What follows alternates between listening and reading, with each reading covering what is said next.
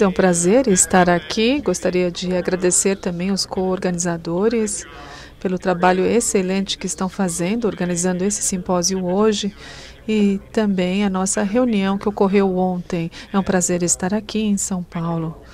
Muito obrigado pela sua participação. Ouviram falar sobre a UNEP e a nossa iniciativa do clima e de construção sustentável. Eu gostaria de introduzir a vocês o nosso trabalho e depois passar a um de nossos parceiros com quem colaboramos e quem de fato contribui ao que nós fazemos na SBCI para desenvolver produtos e relatórios e para desenvolver esse progresso no setor da construção. Vocês podem se perguntar por que a UNEP está envolvida com esse setor da construção. Na verdade, é uma questão local. Geralmente são planejados, financiados, operados, mantidos, todos no nível local. E a UNEP está envolvida e temos interesse nessa área porque a construção sustentável atraiu a atenção de várias organizações governamentais, ONGs, organizações comerciais, representantes do setor e instituições de pesquisa também. Então, o objetivo comum para todas essas organizações para promover a sustentabilidade, como ouviram falar nessa manhã, o potencial para a mudança de transformação no setor de construção, nós precisamos então aproveitar esse momento. As construções sustentáveis não são apenas uma questão local, elas contribuem para a solução de vários desafios. Por exemplo, o crescimento da população nas décadas futuras, a melhoria da qualidade de vida, especialmente em cidades de desenvolvimento rápido, também a oferta de moradia para todos, como podemos atender às necessidades de infraestrutura, como nós podemos ter uma maior eficiência de recursos, como podemos atingir a eficiência energética. E isso às vezes envolve a mudança climática, a promoção da economia verde, como ouviram falar nessa manhã também, queremos atingir o desenvolvimento sustentável. Queremos erradicar a pobreza e abordar questões como a escassez de recursos, acesso à água, eletricidade e materiais. O impacto econômico do setor da construção, como foi mencionado nessa manhã, é enorme. O setor da construção representa aproximadamente 10% do PIB global e chega até 40% em algumas das economias mundiais. Mais de 7 trilhões de dólares são gastos nesse setor anualmente, chegando a 100 trilhões de dólares de investimento nas construções nos próximos 10 anos, de acordo com o relatório de 2020 sobre a construção. Então, há muito investimento, muito potencial de investimento, uma pouca porcentagem é a construção verde. O efeito, então, poderia ser muito maior. E há oportunidades para crescimento de empregos assim chamados verdes, de acordo com a Organização Internacional do Trabalho, há mais de 100 milhões de pessoas empregadas no setor da construção. É claro que o ambiente é o tópico do momento, vou voltar a falar sobre isso. Geralmente a gente não fala sobre economia, estamos tentando estabelecer uma conexão não apenas com o meio ambiente, mas também com a questão econômica e social. Do lado ambiental, já ouviram falar desses dados aqui antes, 1/3 das emissões de gases de efeito estufa vem desse setor, há uma grande quantidade de uso de energia, de água e de materiais. E há desafios sociais também. A urbanização rápida, 80% da população mundial vai viver nas cidades nas próximas décadas. E como vamos atender essa demanda de maneira eficiente? Como vamos fornecer moradia, comércio, locais para hospitais e escolas, por exemplo? Os desafios não estão ligados à mudança climática apenas. Nós temos que atender às demandas energéticas e ambientais. Temos que obter dados. E como obter todas essas informações para tomar uma decisão informada, para estabelecer políticas e implementá-las, políticas que nos ajudarão a atingir a eficiência energética, eficiência de materiais, economia verde e desenvolvimento sustentável. E os desafios são diferentes, eles variam pelo mundo todo. Em países desenvolvidos, Há uma projeção de que a maioria dos edifícios já estarão implementados no ano de 2050. Então, o desafio, nesse caso, é como fazer a reforma, o retrofitting desses edifícios. Em países em desenvolvimento, 80% dos edifícios de 2050 ainda serão construídos. O desafio, portanto, é muito diferente. Como nós vamos implementar práticas e políticas para atingir a energia energética, na verdade, eficiência energética e eficiência de materiais, para que possamos fazer o retrofit adequado nas décadas posteriores. A UNEP foi estabelecida em 2006 com a nossa parceria. A nossa missão é trabalhar para promover políticas e práticas de construção sustentável no mundo todo, com um foco especial na ligação entre construções e mudança climática. Como ouviram falar, para se atingir esse objetivo de mitigação dos problemas climáticos, há muitas opções. Desenvolvimento sustentável, eficiência de recursos também são objetivos principais. Nós focamos em 4 objetivos, portanto. O primeiro é ajudar a desenvolver uma linguagem comum. Quando falamos sobre construção sustentável, o que isso quer dizer? Isso deve permitir a cooperação internacional e deve oferecer, de fato, uma linguagem comum para que possamos discutir as diversas soluções. Em segundo, queremos desenvolver ferramentas e metodologias para obter dados que irão ajudar a identificar as barreiras e possibilitar que medidas sejam tomadas no mundo todo e também irão permitir a adoção de políticas de construção sustentável em todos os países. Nós damos apoio aos legisladores em processos internacionais relevantes, assim como da Comissão de Desenvolvimento Sustentável. Como foi mencionado nessa semana, também nós demonstramos nosso apoio através de projetos piloto. Nós fazemos isso através de cooperação e parceria com membros do mundo todo. Muitos estão aqui representados no Brasil, como podem ver a lista aqui de organizações.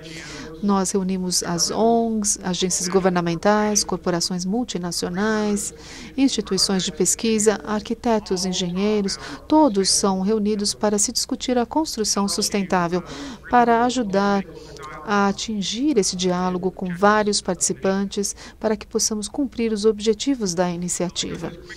Rapidamente, gostaria de falar sobre os nossos objetivos e como nós vamos atingi-los. Aqui, a linguagem comum. Possibilitar o desenvolvimento de políticas para todos os países, para edificações, para conjuntos de edificações, para governos que gerenciam os prédios públicos, e também para ajudar a promover a consistência ao longo do tempo. Nós temos aqui o que chamamos de Índice de Construção Sustentável. É um documento marco que ajuda a definir o que são os prédios sustentáveis. Do que estamos falando? Estamos falando de energia, de água, de resíduos, de benefícios sociais e econômicos. Tudo isso está sendo considerado como parte desse documento marco. Nós também avaliamos métricas comuns. Uma que nós desenvolvemos como piloto é a métrica do carbono comum. É uma ferramenta aplicável que mede o consumo de energia e também relata a emissão de gases de efeito estufa das operações. O CCM está sendo revisto pela Organização de Padronização como uma norma internacional e permite que haja requisitos para relatório, para que se possa atingir certos critérios e normas para dar suporte a mecanismos financeiros. E o requisito é que os dados devem ser mensuráveis, reportáveis e verificáveis. Ajudamos a definir também quais são os benefícios.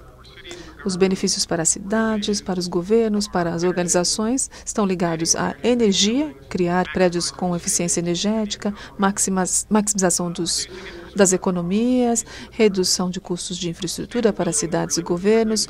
A construção sustentável, de fato, contribui para a redução dos custos de infraestrutura ao longo do tempo, ter mais eficiência no uso de água, geração de menos resíduo, consumo de menos materiais e, de fato, atingir esses benefícios com um custo líquido reduzido. Nós desenvolvemos ferramentas e dados, muitos relatórios vêm da SBCI e isso é desenvolvido em colaboração com os nossos parceiros. Nós temos parceiros no mundo todo e nós, de fato, temos o benefício de usar o conhecimento deles para desenvolver o nosso produto. Com os nossos parceiros, nós desenvolvemos o State of Play Reports, o Common Carbon Metric, o CCM, que é um índice, e vamos continuar a desenvolver as informações básicas para as construções sustentáveis em vários países. Resumindo, então, rapidamente, promovemos a eficiência de recursos, construção sustentável, através de colaboração e parcerias. Não é algo que possamos fazer sozinhos. O progresso, de fato, requer a colaboração em todos os níveis, com o setor público, o setor privado, governos, cidades, instituições de pesquisa e outras organizações. Tornar o setor de construção mais verde pode levar a uma transformação de outros setores. O que acontece no setor de construção tem um impacto, por exemplo, na água, nos resíduos, na energia, na infraestrutura e também no transporte. Nós ajudamos a promover, de fato, os objetivos sociais, econômicos e ambientais que podem ser alcançados através desse grupo, do setor de construção sustentável. Então, o que eu gostaria agora de fazer nessa sessão é passar para os nossos parceiros, a palavra aos nossos parceiros, para que vocês vejam o trabalho que nós facilitamos junto com nossos parceiros, através de relatórios e atividades no mundo todo. O nosso primeiro palestrante dessa manhã, desculpem-me,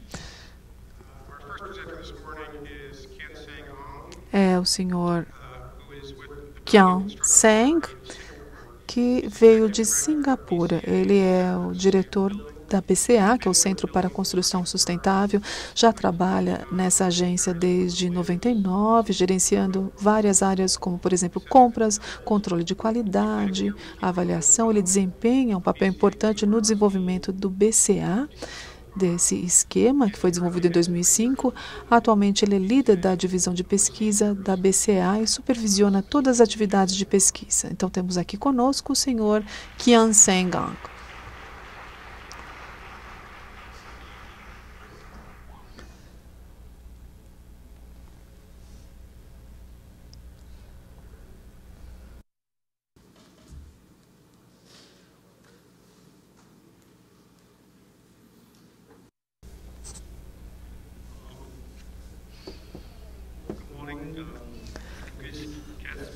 Bom dia a todos, senhores convidados, senhoras e senhores, palestrantes. É um prazer estar aqui. Gostaria de agradecer à UNEP e aos organizadores por me convidarem para compartilhar o trabalho que nós estamos fazendo em conjunto com a UNEP. A apresentação é uma atualização da iniciativa que já iniciamos há 2 anos, avaliando as políticas de construção sustentável em Singapura e nos países do sudeste da Ásia.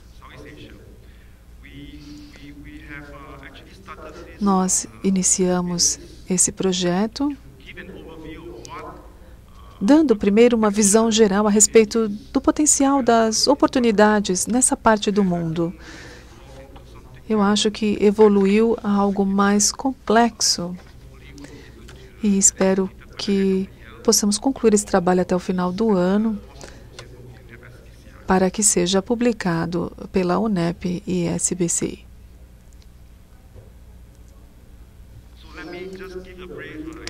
Vou lhes dar uma introdução rápida aqui a respeito da BCA, que é o Centro para a Construção Sustentável. No ano passado, nós assinamos um memorando de entendimento para estabelecer formalmente esse centro como um centro de colaboração com a UNEP. A ideia é ver como podemos desempenhar um papel mais importante, engajando os países ali no entorno de Singapura para promover os prédios sustentáveis com eficiência energética.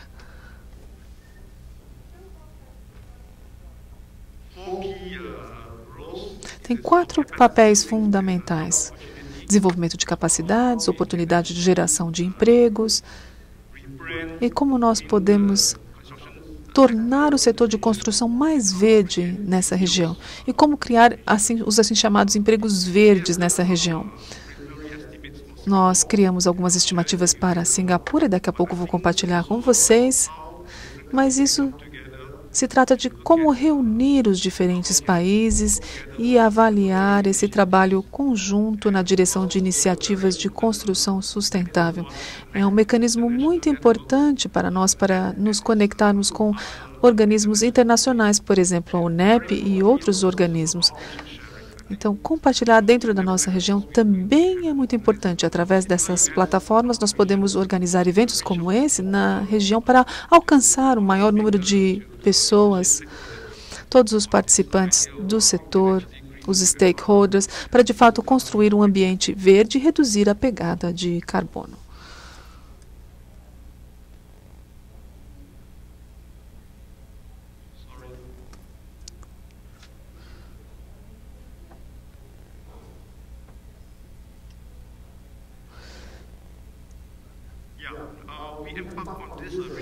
Então, nós inauguramos esse estudo regional.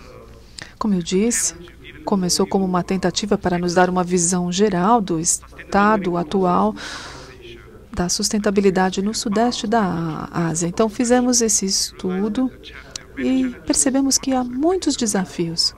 Um deles é a falta de outros estudos, de outros dados que tenham sido comunicados com os nossos colegas em diferentes países. E conforme evoluímos, nós dividimos os países em 3 grupos: Singapura, Malásia, que já haviam investido recursos para construir um ambiente mais verde, construção verde. E há um segundo grupo, por exemplo, Tailândia, Vietnã, Filipinas e Indonésia, onde há muito potencial. Há diferentes níveis de desenvolvimento e há muitas oportunidades nesse caso. Essa é uma área onde podemos trabalhar mais de perto para aproveitar essas oportunidades. E há um terceiro grupo que virá numa outra fase, como Myanmar, Camboja e Brunei.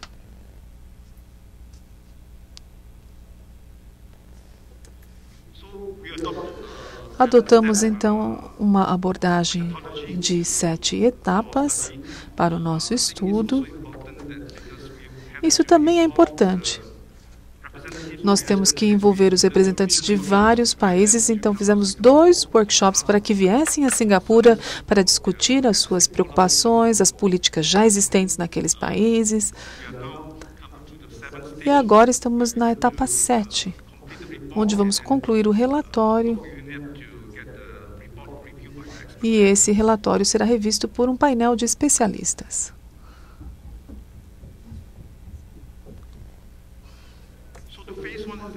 A fase 1, na verdade, é uma série de relatórios de cada um dos países, definindo as políticas que já haviam sido implementadas.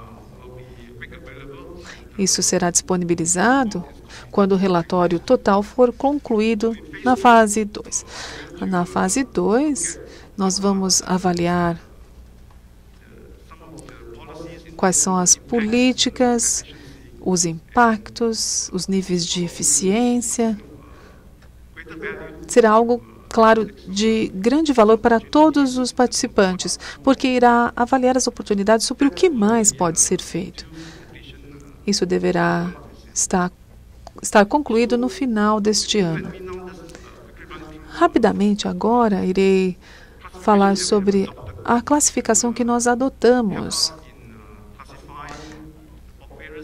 para classificar os instrumentos e políticas dentro das iniciativas.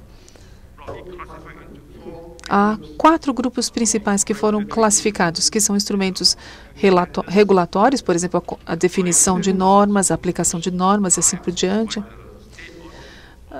Isso é colocado em vigor pelas cidades. E é claro que há instrumentos que também são baseados no mercado, por exemplo, ligado às utilidades, oferta e demanda e programas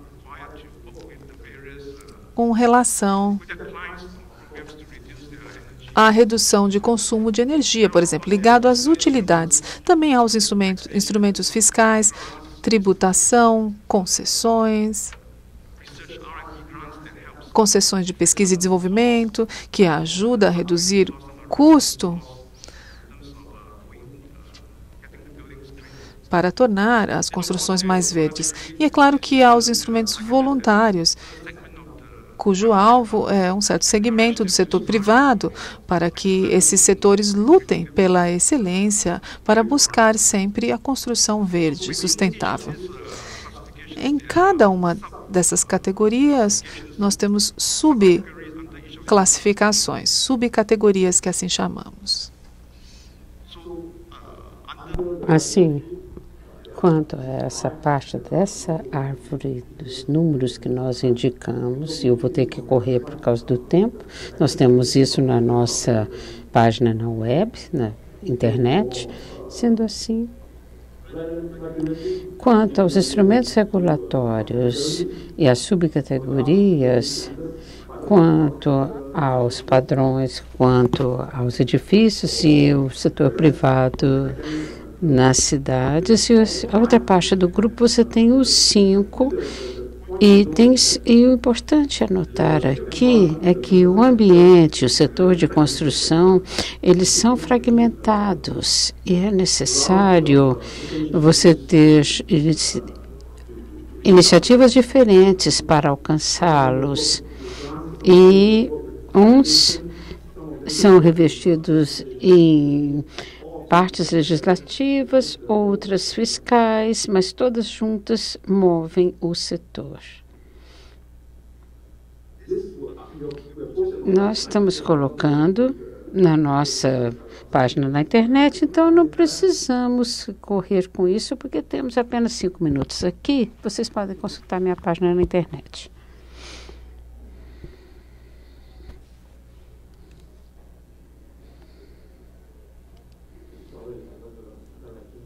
Eu estou indo para o lado errado, desculpem. Agora, eu vou fazer uma apresentação de um estudo de caso que nós fizemos.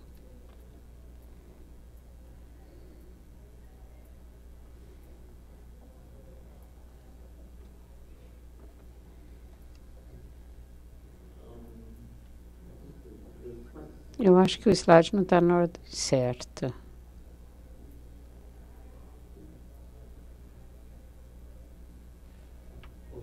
Ok? As políticas e os instrumentos. Eu quero falar sobre Singapura, por exemplo, para o desenvolvimento, para esse estudo. Singapura, como já foi mencionado aqui por outros palestrantes, é, digamos, uma cidade até pequena. E nós temos 5 milhões de pessoas e nós temos, então, em 712 quilômetros quadrados, então é totalmente dependente dos importados recursos, não é? Então isso fica complicado. 5,1 milhão de pessoas.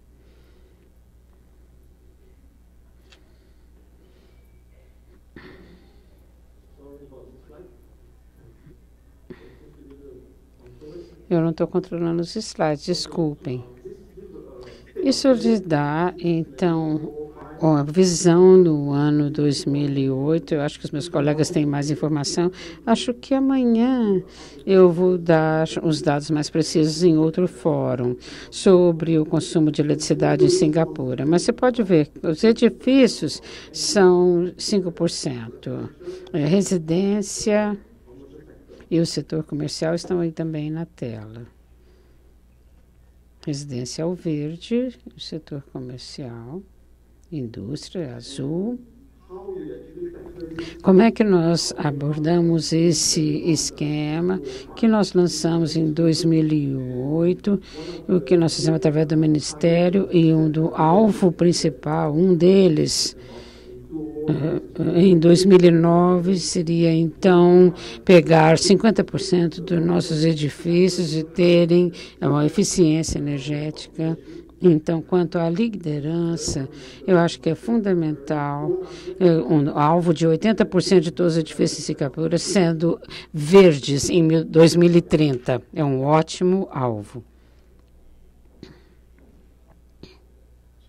Assim, tipicamente, nós desenvolvemos um esquema que nós temos o alvo de edifícios verdes e esquemas que não apenas edifício, mas infraestrutura, seria o gerenciamento também.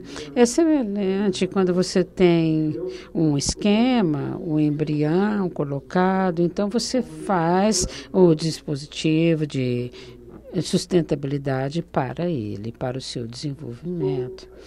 Eu acho que um dos pontos críticos e decisões tomadas pela liderança do governo, nós colocamos então uma legislação para colocar um benchmark. Todos os novos edifícios têm que ser um padrão verde, independente de onde você estiver, seja residência, seja indústria, a sua área, digamos, você tem mesmo uma área muito pequena de 2 metros quadrados. Nós tivemos que ter consciência, colocar dados, coletá-los nos seus projetos, certificados, ajudar o mercado a entender os benefícios dos edifícios verdes. Assim, acomodamos um prêmio, 6%. Esses dados acho que é de 2006. Vemos mais do que isso. Hoje de manhã, por exemplo, se falou em 10%. Eu acho que está entre 4% e 6%. E nos dá, então, uma visão de como é na região. E nós queremos ter um ciclo de vida quanto a essa abordagem para ver o que nós conseguimos fazer nesse vão de 2 a 5 anos. Então, nós temos o comprometimento do setor privado é crítico para ajudar o setor privado e o público nos centros maiores. Então, nós temos, para os edifícios, nós temos incentivos e assim por diante. Eu acho que crítico, você precisa também de um esquema financeiro para ajudar essas questões financeiras e implantando-as, juntamente com instituições financeiras, nós conseguimos, então, compartilhar o risco quanto às companhias e os proprietários das mesmas, todos buscando energia eficiente. Assim, nós lançamos isso no ano passado, nesses 3 casos.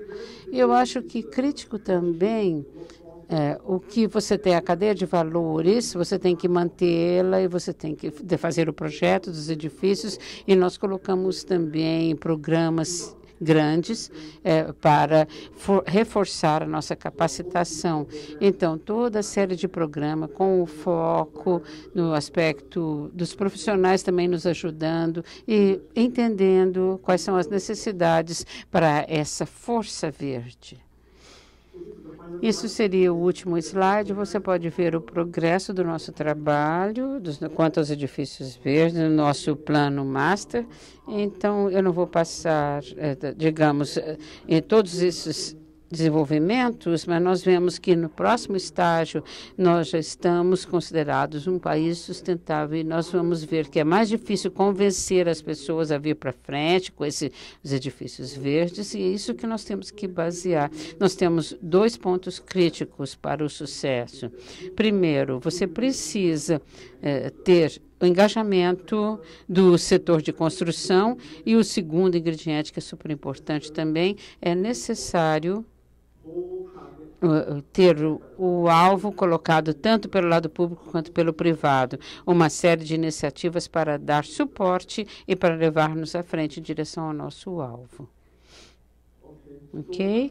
Eu acho que colocando aqui o meu endereço, e vocês podem visitar o meu site. E eu agradeço vocês pela atenção.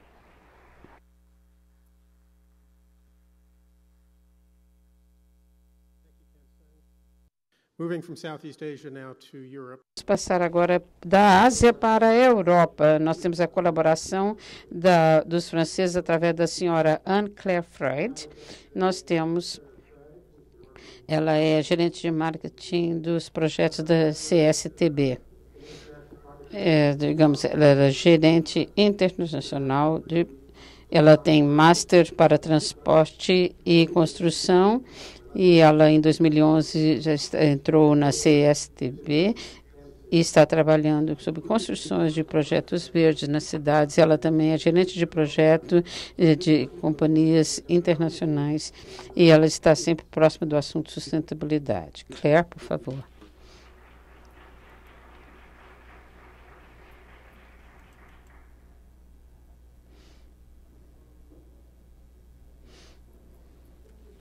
Obrigado. Bom dia a todos. Eu vou apresentar brevemente a iniciativa francesa para os edifícios verdes que são colocadas no State of Play Report. Seria um relatório da participação do Estado nisto.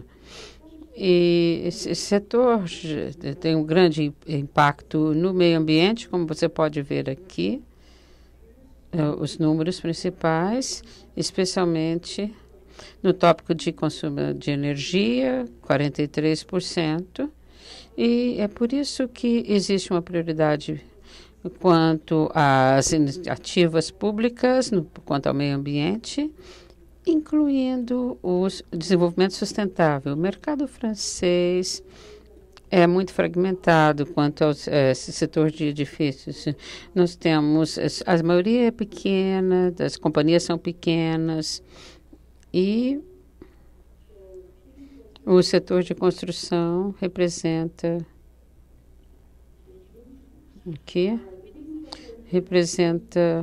3,4 milhões em emprego, e em 2010 o giro foi acima de 123 bilhões de euros e 58% do setor residencial. Quanto à construção sustentável, ela é tocada pelo setor público, principalmente. Nós temos nos relatórios a descrição dos clusters, que estão colocados como melhores práticas, a padronização, essas atividades, e também a implantação desses padrões para a construção sustentável são super importantes, e a iniciativa para melhores materiais de construção e qualidade de vida, e também as pesquisas e inovações e subsídios. E para fazer esse relatório, da maneira que ele seja tão relevante quanto necessário, nós temos, então, o setor privado colaborando, e o que muda, então, quanto à construção normal e a sustentável, nós usamos, então, as firmas de projeto e os arquitetos e as certificações para tal, confirmando as características sustentáveis do projeto. E, além disso, nós temos também na França iniciativas privadas dedicadas a edifícios verdes. Nós temos um conselho para isso, e nós temos a Aliança da Construção Sustentável, que é internacional e é baseada na França, e que seriam de pesquisas, uma associação de pesquisas, tratando os indicativos e comparando as ferramentas em todo o mundo. E nós temos também associações energéticas que trabalham nesse setor também, quanto a... É bem popular o controle da energia e o uso da energia nos edifícios, e com o auxílio dessa associação. Nós temos, então, um momento tremendo. Nós temos uma abordagem que, a partir de 2007, e nós tem todos os estados procurando, e com auxílio das ONGs, também considerando quanto ao aspecto ecológico e o desenvolvimento sustentável nos próximos 5 anos.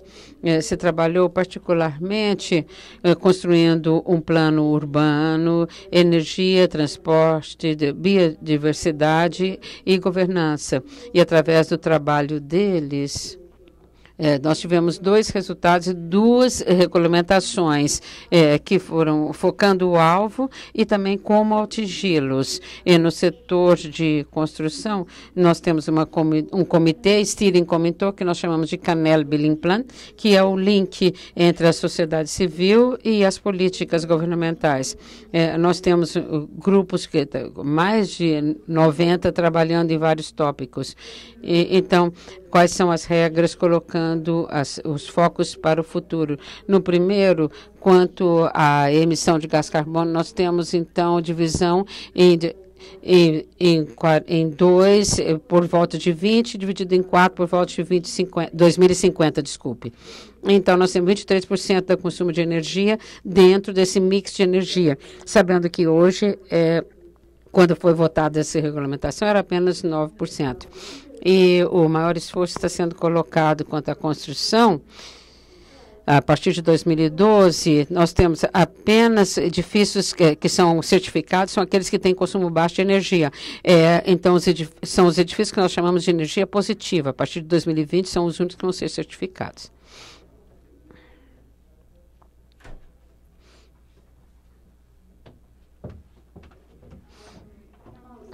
Agora, a segunda parte, quanto à regra de granelo, nós temos, então, sobre as políticas públicas para alcançar os alvos.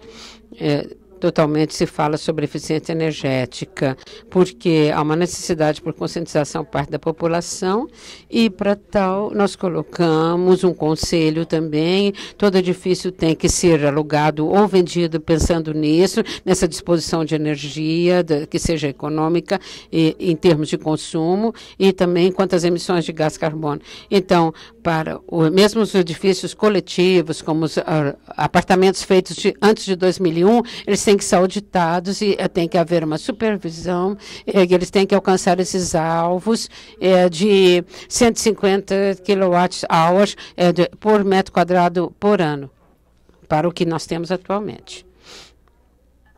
E como eu disse, o consumo e eficiência energética é um grande desafio, porque 90% dos edifícios de 2020 já estão construídos e já serão construídos até 2020. Então, na França, nesse setor tem que começar uma inovação. Entre 2012 e 2020, as coisas têm que ser mudadas, principalmente para os edifícios públicos. A iniciativa ali já começou a ser implantada, porque eles têm que gastar 4 vezes a energia que eles gastam. E, além disso, eles precisam ter também mais acessibilidade. Até 2015, a acessibilidade tem que ser muito melhor. Algumas ferramentas quanto à eficiência energética. A primeira seria, então, um acordo entre o proprietário e quem aluga a casa ou o apartamento ou o varejo. Seria, então, já assinaram tanto o locador quanto o locatário esses acordos para a eficiência energética e que inclui, inclusive, uma compensação financeira, porque se o edifício não estiver de acordo quanto esperado, quanto ao setor residencial, então nós temos que implantar em cada casa um grid de energia para monitorar o seu consumo. Então a pessoa tem que saber, dentro de casa vai ter um dispositivo para ver qual é o consumo que ela está tendo de energia, ela vai ter que ter o tanto que o governo indicar. Para o setor residencial, o governo já implantou incentivos financeiros para os sociais, que representam 4 milhões na França. Nós temos, então, nós temos empréstimos dedicados para eles, que chegam, então, a 80 mil, com taxas específicas, que são para aquelas pessoas mais pobres. E, no mesmo sentido, há também um fundo nacional para a residência e um programa que nós chamamos de Living Better, Viver Melhor, onde ali para as classes menos privilegiadas têm acesso a financiamento para comprar sua casa própria. Então, para casa, representa, então, 32 milhões de dólares na França. É uma bem popular iniciativa, com taxas muito baixas para esse empréstimo, que o financiamento vem por parte do Estado e significa 20 mil pessoas sendo privilegiadas e só funciona se você comprar, mas você põe um edifício de baixo consumo de energia. E também você tem baixas taxas e tem também iniciativas para isolamento e eficiência, você consegue empréstimos com juros baixos para isso. O grande esforço para a França, nesse caso, para melhorar o aspecto de edifícios verdes, agora é obrigatório, a partir de 2012, ter um limite de 50 kWh por metro quadrado, como já foi dito antes. Isso inclui os usos que estão listados aqui, que é aquecimento, refrigeração, luz e também água quente para casa. E isso é lógico, você tem que ver como é o design climático, quando a diferença do inverno e o verão, que você perde o calor. Então, quanto ao residencial, a partir de 2013, no próximo ano, nós temos as novas medidas e a partir de 2020, como eu já disse anteriormente, os limites serão aumentados, porque os edifícios velhos têm que ter energia positiva, não?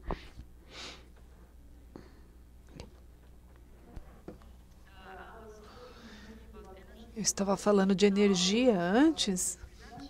Agora eu vou apresentar a abordagem HQE, que é Alta Qualidade Ambiental. HQE, que é a base de nosso sistema de certificação. Tem 14 metas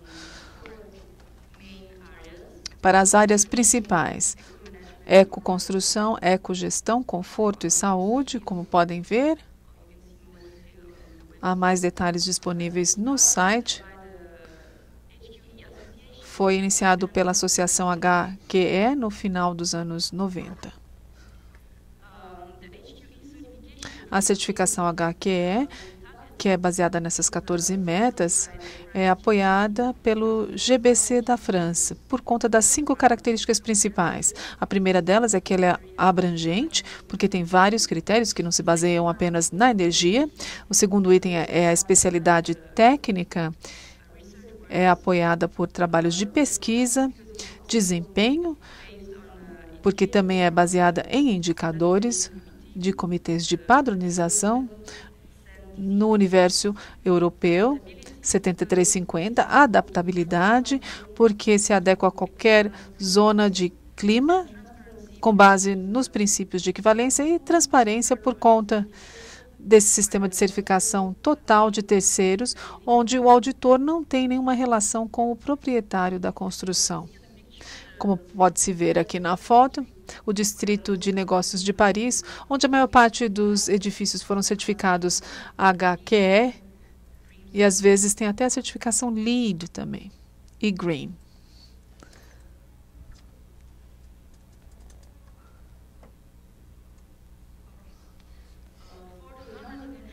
Para o setor não residencial, a certificação funciona com bastante eficiência, porque é um bom sinal para se dar para os clientes. Quase 800 prédios foram certificados. São novas construções, 63 de edificações em uso e 120 têm esse rótulo energético, que especificam que eles dão ênfase nesse tópico energético. Também há prédios certificados na Bélgica, Luxemburgo e Itália. Para o setor doméstico, as pessoas dão mais enfoque na conta de luz, na conta de energia. Então, isso é um grande sucesso, ter esse rótulo de baixo consumo energético.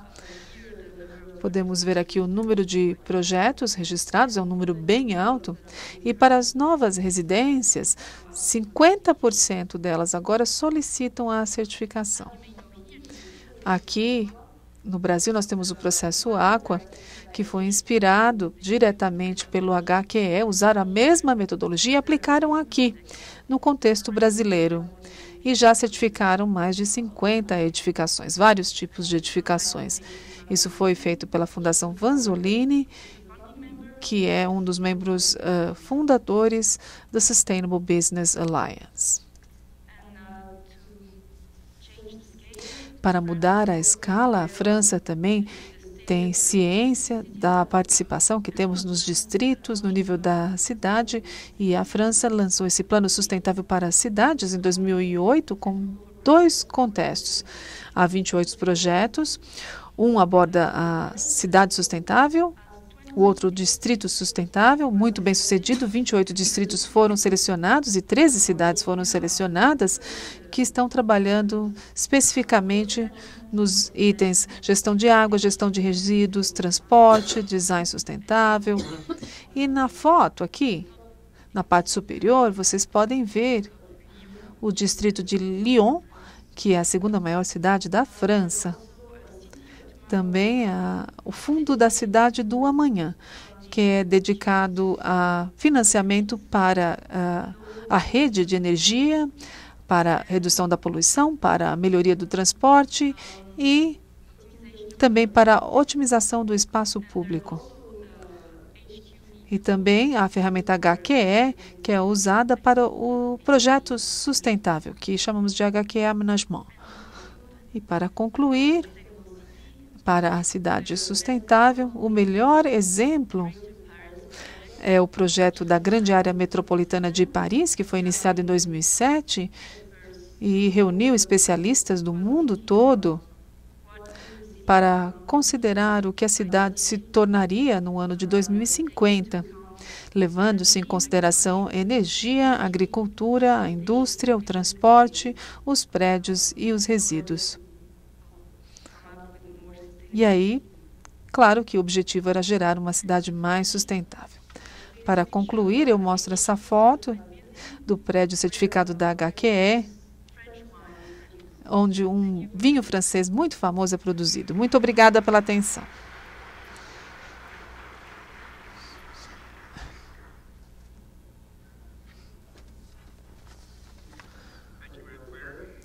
Obrigada, Anne Claire. Gostei da foto, mas ela não trouxe vinho para a gente, não. Aqui o nosso tour global de políticas e práticas de construção sustentável. Passamos agora à África. Nós temos o Stéphane Puffery, que trabalha no campo de cooperação internacional já há mais de 25 anos. Ele é fundador, presidente e CEO da Energies 2050. Ele foi o líder da unidade de especialidade internacional para a agência energética francesa. Ele já colabora há muito tempo com a UNEP SBCI. Ele é um dos membros fundadores da SBCI, já contribuiu com várias de nossas publicações e relatórios ao longo dos anos. Então, obrigado, Stéphane. Stéphane, por favor, a palavra é sua.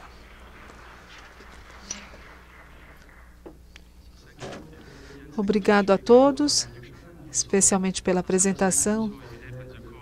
A UNEP, gostaria de agradecer à UNEP para me convidar a falar aqui. É um privilégio.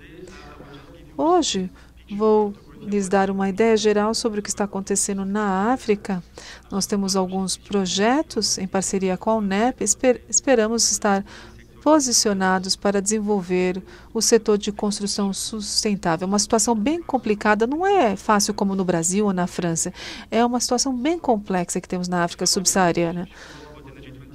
Aqui, em 2050, aqui uma grande transição. Estamos trabalhando no que precisamos implementar para fazer as coisas acontecer, para termos uma sociedade diferente, que tenha mais eficiência energética, de recursos, que seja mais baseada na igualdade, mais limpa e sustentável. Então, na próxima reunião, Rio+20, será importante trabalhar nessa questão globalmente. E é assim que queremos continuar a trabalhar. Trabalhamos com diferentes assuntos aqui. Mas não vou falar muito em detalhes sobre esse projeto. As construções é um dos itens e também as cidades, porque é muito importante. Vocês verão os números aqui. Com certeza é algo muito importante para nós. Esse daqui é em Alexandria. Aqui, falando sobre o setor de construção na África, mas antes é importante dar alguns números sobre a energia. É uma situação exclusiva. Nós temos uma área com muitas restrições com relação à energia. Basicamente, mesmo com esses números, quase todos os números não são muito confiáveis. Os dados estatísticos são aproximados apenas. Além disso, nós temos um número significativo de população e uma taxa de crescimento populacional muito forte. E devemos prestar atenção nessa área, porque, é claro, esse link é especial. Vamos ver aqui a produção energética. Basicamente, depende facilmente da energia fóssil.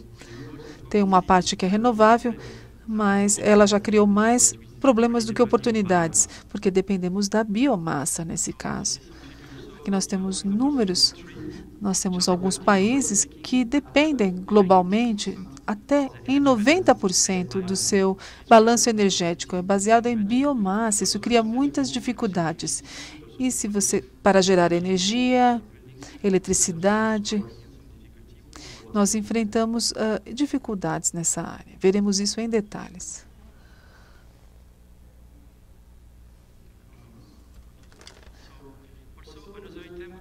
Um outro item que é muito importante, conhecer a proporção de pessoas que têm acesso à eletricidade. Não estamos falando apenas de transformação, estamos falando do simples acesso aos serviços de energia. Vocês têm os números, a proporção de pessoas que não têm acesso. É impressionante. Vocês também têm números aqui com as projeções para 2050 e tudo continua da mesma maneira dramática. Nós teremos aqui 600 milhões de pessoas que não terão acesso à eletricidade. No próximo slide, vocês verão que a proporção varia um pouquinho entre os países. E nós teremos a escassez de energia, problemas com serviços e com muitas outras coisas. E isso cria dificuldades para atividades produtivas, para a indústria e para tudo o que você quer projetar. Aí nós temos aqui um exemplo de diferença entre países. Por exemplo, em Benin, a taxa de eletrificação é apenas 25%.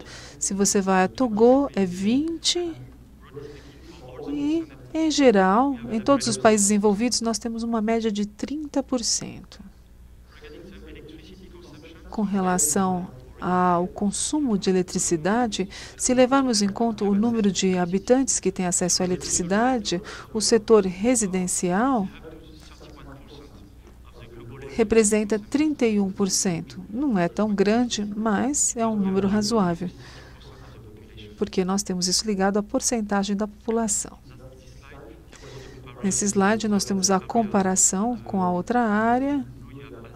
Em azul, nós temos a Ásia, depois a China e a América Latina, e em verde, nós temos a África. Voltando aqui à ilustração da biomassa, por exemplo, 82% das pessoas usam a biomassa para cozimento. Mesmo aqueles que têm acesso à energia, eles usam a biomassa para fazer o cozimento. Aqui a conclusão da primeira parte, que é o desafio da energia para a África. No final, fica até um pouco estranho. Mesmo se eu tomar todas as precauções com relação à falta de energia, é um continente, é uma parte do mundo onde a energia é cara, é a mais cara energia do mundo. Isso é muito estranho. É a realidade, entretanto. Então, todo mundo paga pela eletricidade, energia, e que tem o preço mais alto do mundo, na média. O acesso à energia é uma prioridade, nós temos preocupação com serviços. Então, no Rio, nós vamos ter essa abordagem e também levamos em conta os serviços energéticos. Isso está ligado à erradicação da pobreza. O baixo consumo é algo que tem que ser abordado em todas as perspectivas, se você quer desenvolver algo. O último ponto, que é a demanda energética, está aumentando fortemente, e vocês verão que é uma ligação clara com a cidade e com as construções, os edifícios. O último ponto, com relação ao cenário global, há um alto aumento da população. A demografia é muito importante nesse caso. Por exemplo, mesmo se levarmos em conta, nesse momento, a área rural apenas, no final das contas, em 2050, 1,4 bilhões de africanos estarão vivendo em cidades. É um número significativo. Imaginem também a pressão que teremos com relação aos recursos naturais e à demanda energética. E também há muitas restrições com relação aos assentamentos informais.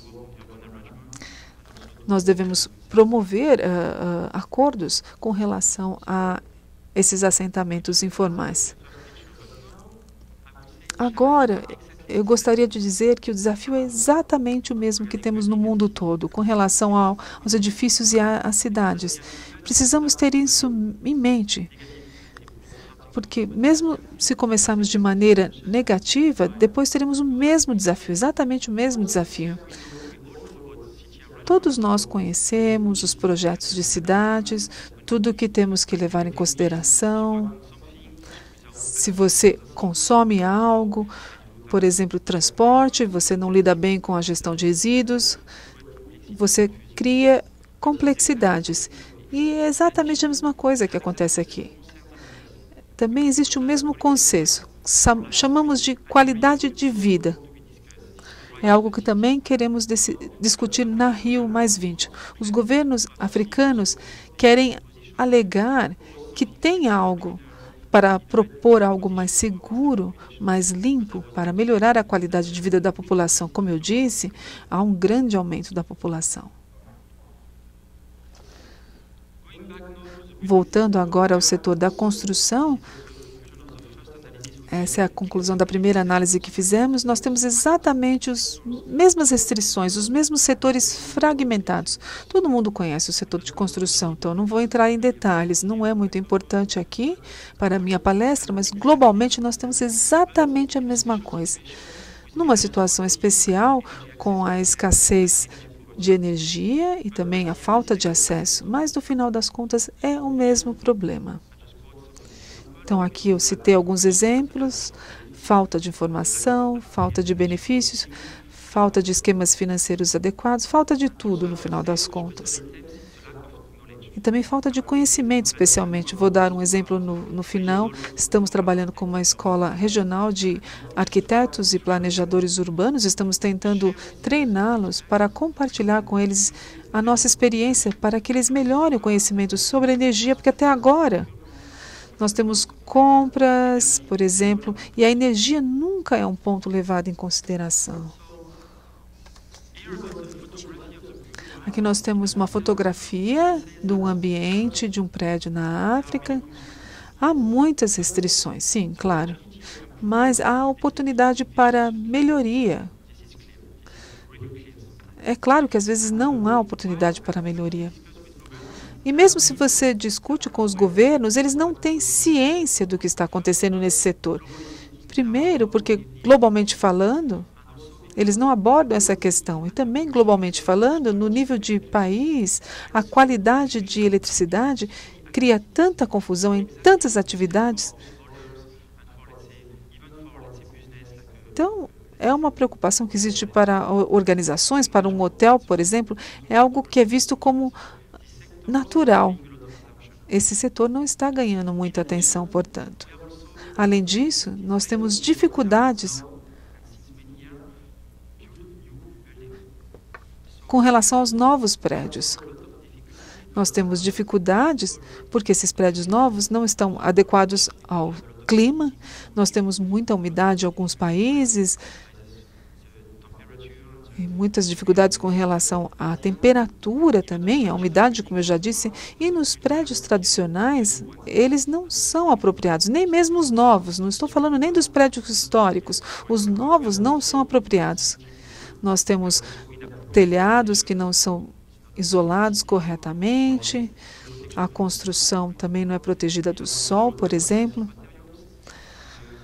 Nós temos equipamento de baixa performance, baixo desempenho e um material de baixa inércia térmica. E, como eu disse, nós temos muitas necessidades por conta do crescimento demográfico, do crescimento urbano, por conta do aumento do consumo de eletricidade. É, de fato, uma preocupação para esses países. E temos algumas pessoas que estão tentando ter uma qualidade de vida melhor. E eles querem ter os serviços energéticos que todos aproveitam. E isso cria certa confusão, cria restrições adicionais, na verdade. Voltando aqui ao setor de construção, com base no primeiro estudo preliminar, nós imaginamos 3 categorias de edificações. Isso é realmente algo especial à África. No seu país aqui, você tem também assentamentos informais, mas aqui é uma certa proporção, mas na África isso se torna um tema muito importante. O primeiro grupo são os prédios públicos, hotéis e grandes prédios residenciais, representam uma parte menor no final das contas. Nesse caso, em alguns casos eles podem, em outros casos eles até aplicam as normas internacionais, mas não em ampla proporção. Em Togo, bancos regionais, por exemplo, os edifícios são bem pobre desempenho. Então, nós temos que promover programas em Abidjan para poder fazer com que nós tenhamos eficiência energética. Nesse grupo, o segundo grupo, nós temos ali os pequenos edifícios. Claramente, existe falta de conhecimento. Mesmo lendo sobre isso, as casas tradicionais não são bem apropriadas, porque não usa-se muito material tradicional, métodos que adquiram, então, necessidades adicionais, muitas coisas nesse sentido. Então, nós temos pequenos investimentos, o setor informal fazendo parte desse cenário. Nada é sob controle. Digamos, aí se usa biomassa, por incrível que pareça. Principalmente ali. Tá? Assim? É por isso que nós temos essa conclusão, porque até aí agências internacionais tentam levar para esse país essas ideias, essas causas. Nós não somos favoráveis a essa abordagem, não, porque nós podemos ser parceiros, mas nós temos que adaptar um mix de solução para estar na posição para fazer um grid para todos os setores, para ter uma grade. Nós colocarmos, então, algo forçado, com muita complexidade, não vai funcionar. Um exemplo, por exemplo, em Senegal, que tentou colocar ali uma causa para os edifícios, mas eles não têm as linhas básicas, eles não têm os cálculos para isso, então fica difícil. Assim, para complementar as minhas conclusões, baseadas no que foi explicado, quanto à África, quanto à realidade dos edifícios eficientes, olha, precisa acontecer, mas não digo que já aconteceu. Primeiramente, nós temos que ter a primeira abordagem a abordagem do resto do mundo. Digamos, em hotéis, nós temos que ver aumento de demanda, então nós temos que ver eficiência ali. E nós temos, então, a orientação tradicional, nós temos que treinar, nós temos que colocar um esquema apropriado. Abidjan já foi um exemplo, para colocar em força um processo. Isso leva tempo. E depois daquilo nós precisamos desenvolver também, não sobra muito tempo. Exemplos que eu coloquei não são grandes, não como a Tunísia, com a energia solar, por exemplo. Agora, digamos, nós temos ali um mecanismo muito claro para ter investimentos seguros e para colocar a nova tecnologia para fazer face à demanda. Então, as minhas conclusões apresentadas na tela.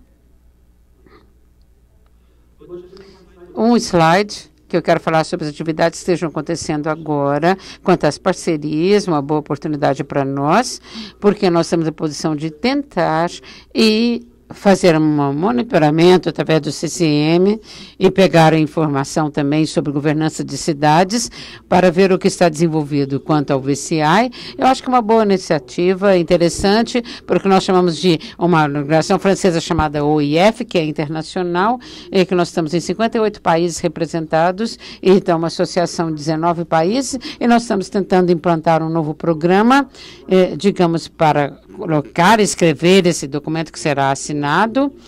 Nós estamos passando pelas unidades e são pontos estabelecidos para cidades sustentáveis em países que falam francês. Eu acho que essa é a minha conclusão. Em África, dentro da África, nós temos, então, uma importância. Primeiramente, nós temos que agir agora, porque nós temos que evitar qualquer efeito negativo que bloqueie as nossas iniciativas, digamos, nos arranjos da cidade, nas colocações. Nós temos que ter muitos detalhes colocados em lugar.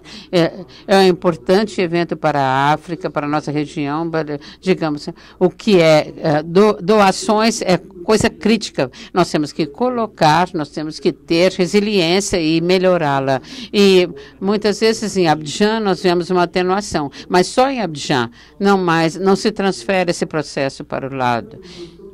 Nós temos que ter um mix de mecanismo. Em alguns países nós podemos imaginar isso já lançado, mas ali nós precisamos de um novo mecanismo para o marketing, nós precisamos de doações e nós precisamos ir para esse novo mecanismo do mercado, uma expectativa de emergência, o que é super importante se você quer assegurar quanto ao crédito carbono, nós temos que ter uma posição para dar dados, porque são críticos, nós não temos os dados. Então, nós precisamos olhar todo o sistema para ter alguma coisa segura, porque até entanto, MV e NAMA, por exemplo, é só uma lista, digamos, todo mundo está pensando em NAMAs, mas, na verdade, você não tem registro de dados, e nós precisamos colocar alguma coisa em cidade, como investimento, como doação, mas não existe dados, então os dados concretos são muito importantes. O último ponto, eu acho que a Arábia já falou sobre isso essa manhã.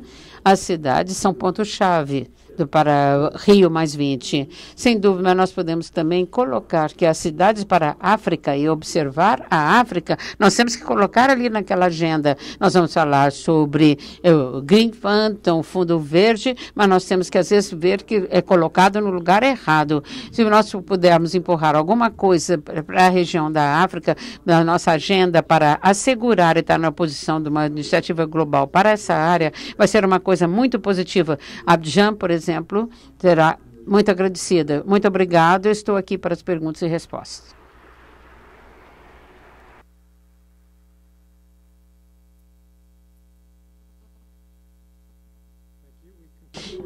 Obrigada, nós continuamos agora. Nós passamos por outro lado do Atlântico e nós estamos com a pessoa da América Latina. Nós temos, então, o senhor César Trevino, que é presidente do Green Building Council no México. Nós temos, então, a primeira liderança quanto à nova construção e também os padrões para os edifícios verdes na América Latina. Ele também está muito envolvido nas regulamentações domésticas para o México quanto aos edifícios verdes e também para os acordos para a América do Norte. César, nós estamos com o representante do México.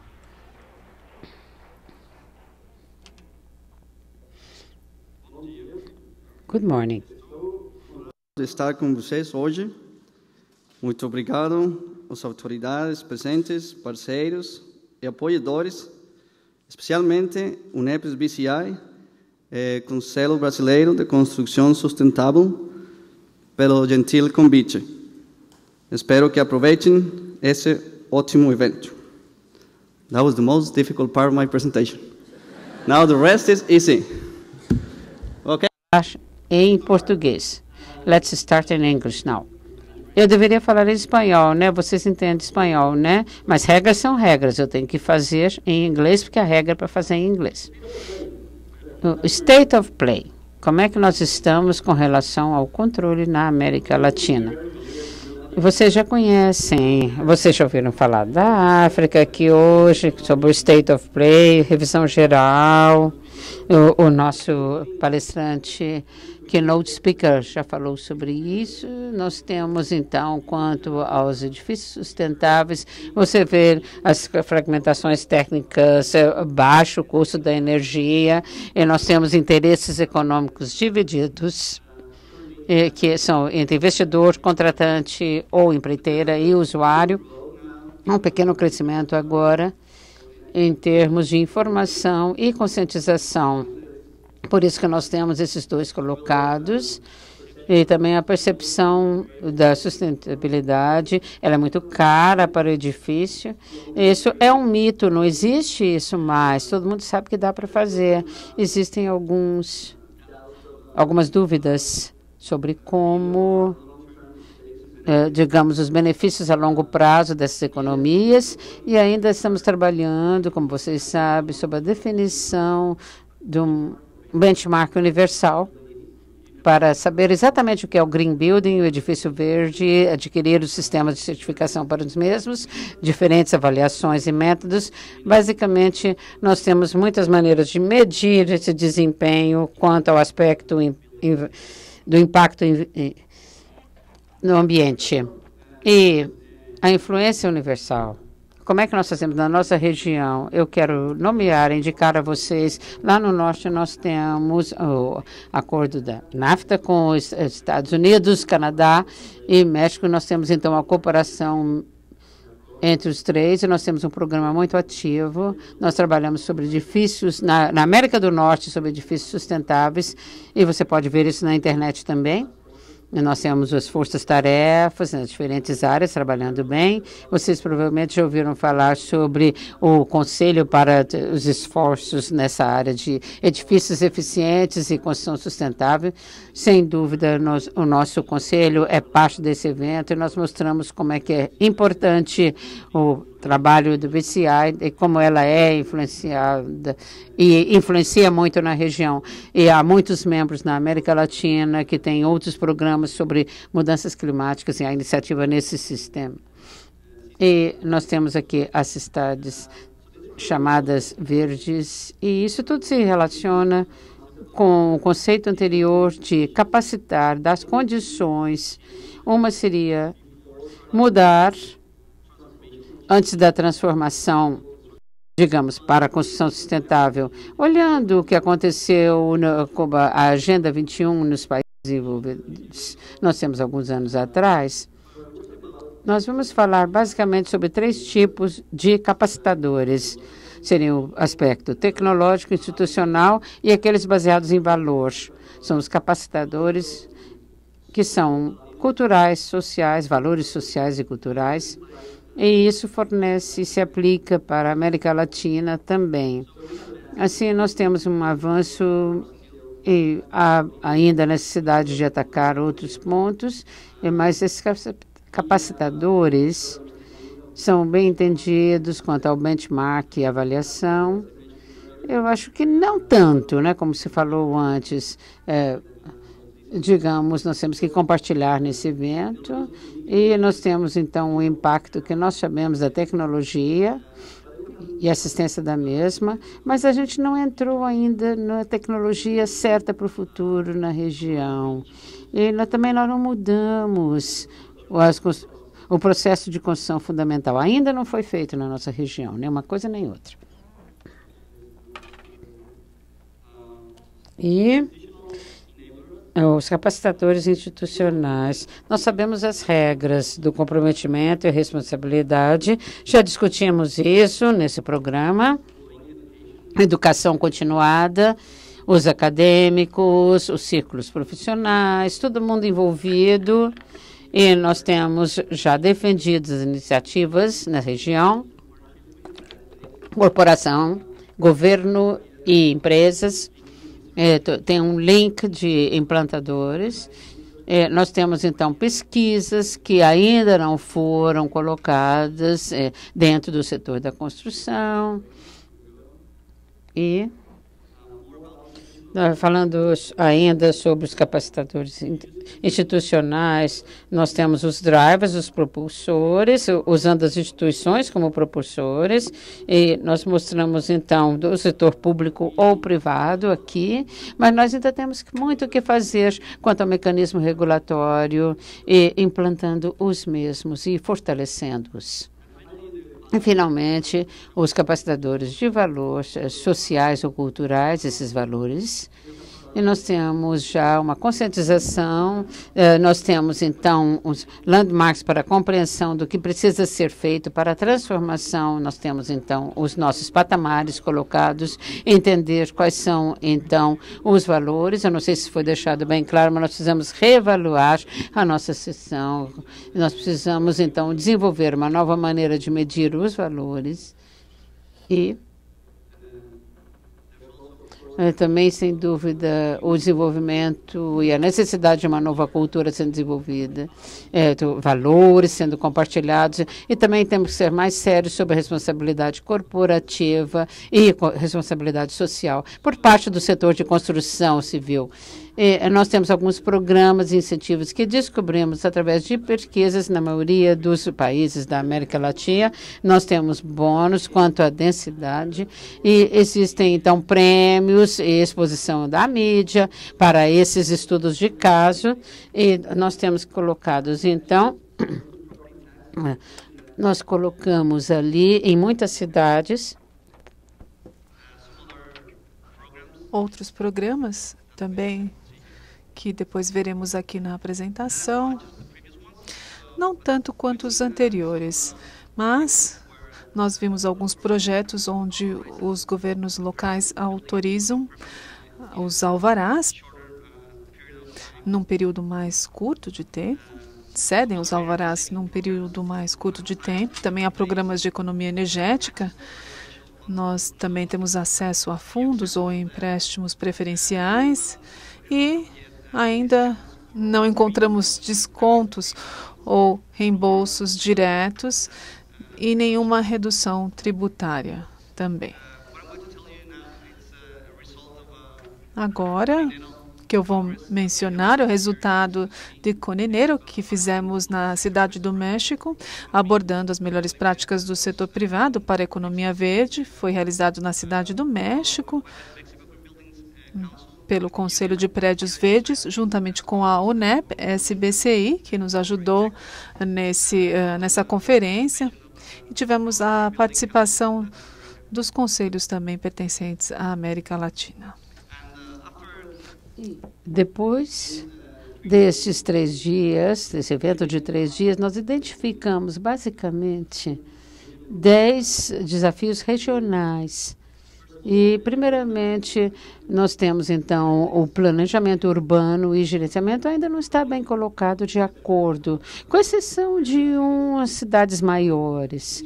E nós precisamos, então, trabalhar na adaptação aos desastres naturais, e nós somos muito sensíveis ainda e muito afetados por eles em muitas regiões. Nós temos que trabalhar também em transporte e mobilidade em muitas áreas, e também o controle de resíduos e também emissões de gás carbono. Então, nós não sabemos tocar a coisa ainda muito bem. Uso de energia, a água, consumo da água. Há muito potencial aí para trabalho. E também nós temos a colocação dos regulamentos quanto à construção sustentável é muito importante, especialmente por causa do código existente, que não tem ainda colocado esses aspectos com relação a edifícios verdes, edificações verdes. Nós precisamos, então, atualizar e fazer valer esses regulamentos, impondo como lei. E nós concordamos que na América Latina o foco tem que ser na residência primeiro. E nós temos que são adquiridas com preço que seja importante e resolvido por as populações mais pobres. O mercado precisa, então, uma indicação clara qual seria o produto preferencial com relação ao ambiental, digamos, materiais e sistemas também, e também a visão em nível de país. Nós estamos ainda nos estágios muito iniciantes.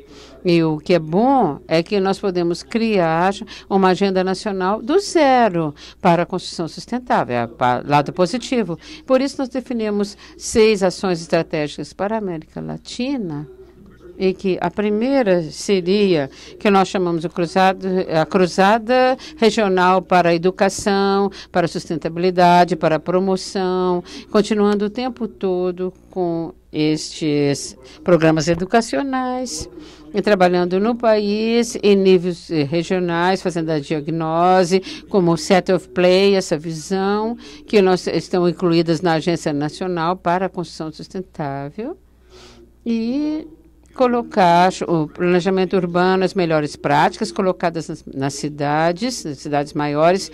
Um exemplo, nós queremos encorajar as cidades principais na América Latina a fazer uma demonstração como as coisas podem ser feitas de acordo.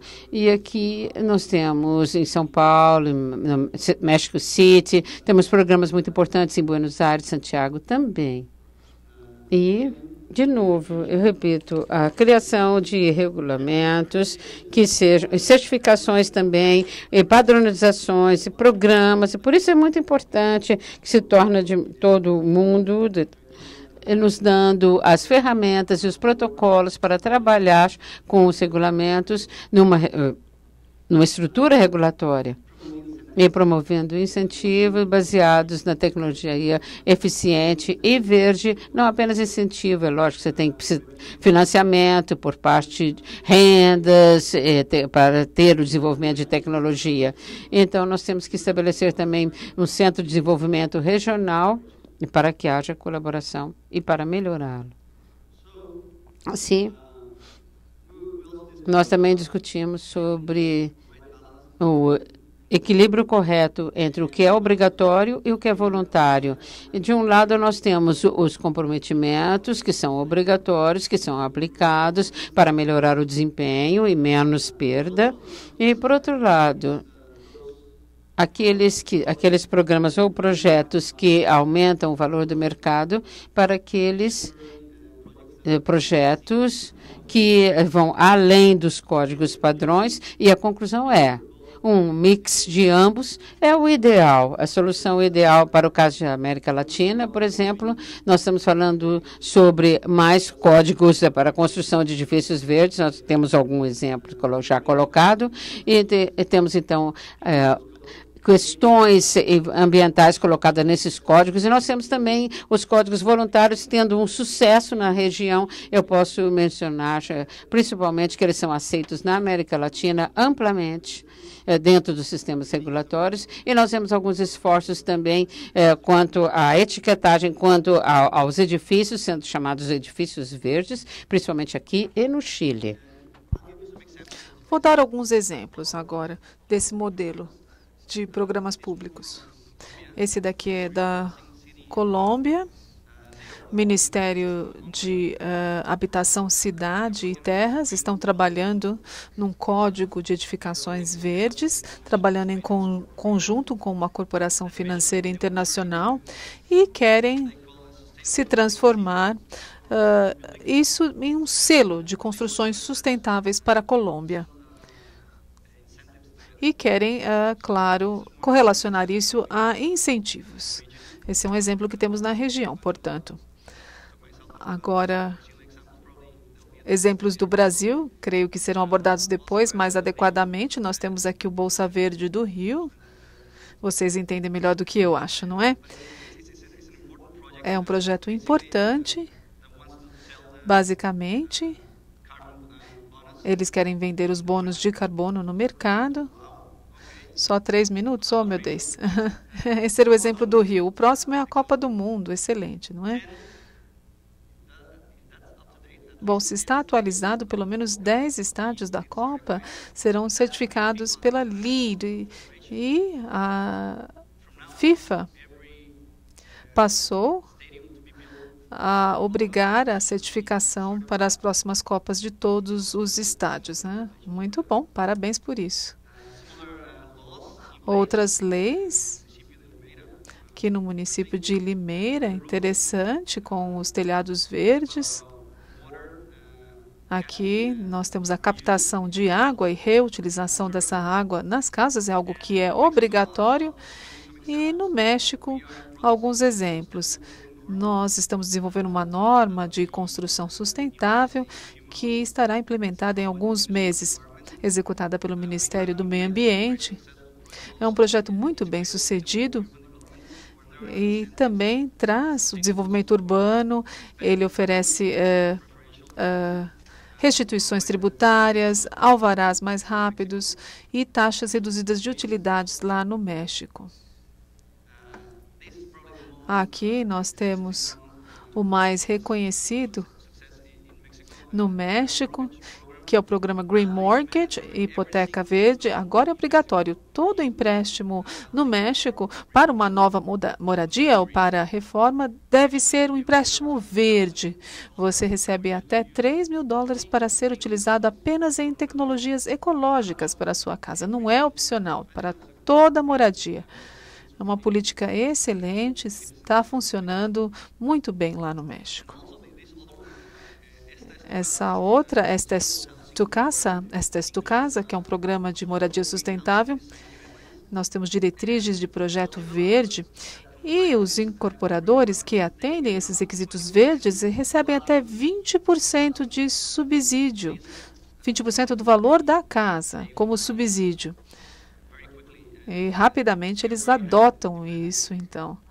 São projetos que têm alta demanda, é um projeto do Comitê de Habitação e também temos um programa de certificação para prédios sustentáveis na Cidade do México. Também do Departamento de Meio Ambiente, vocês ouvirão mais sobre isso. Foi um grande projeto. Ainda está nos estágios iniciais, mas você recebe até 30% de redução na tributação sobre propriedade se você atender os requisitos desse programa.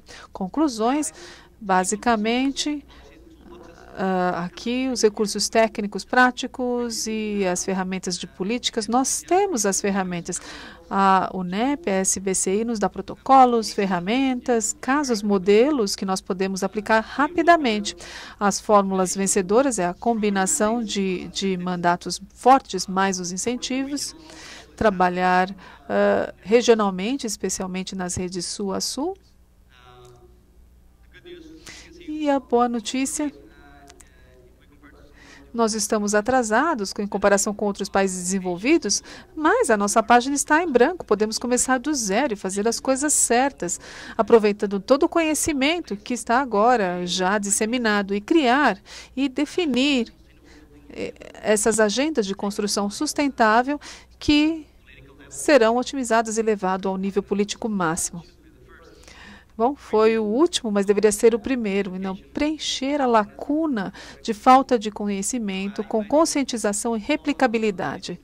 Então, gostaria que vocês sejam parte dessa transformação, dessa mudança transformacional para o planeta, para o meio ambiente, para você mesmo, ou para quem você ame mais.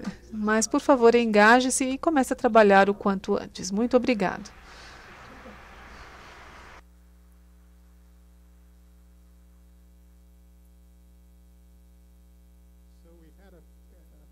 Nós tivemos aqui um tour global do trabalho dos parceiros da SBCI que contribuíram para construir os conhecimentos, o banco de dados para desenvolvimento de políticas sustentáveis. O componente principal de todo esse trabalho é traduzir isso e implementar isso como mudança.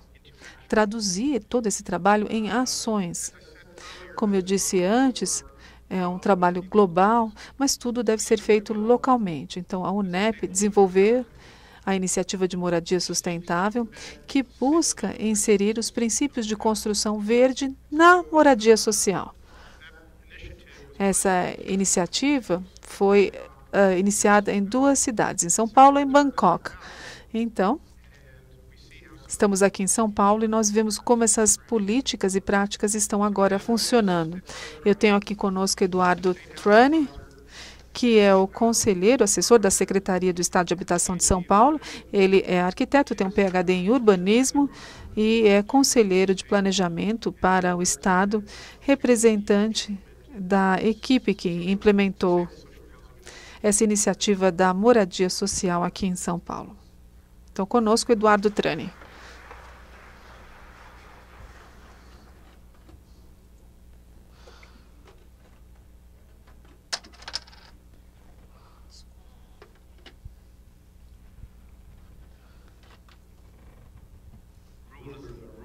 As regras são as regras. Eu fiz a minha palestra em inglês, porque fui obrigada a fazê-la, mas vou falar em português, lógico, porque é a minha...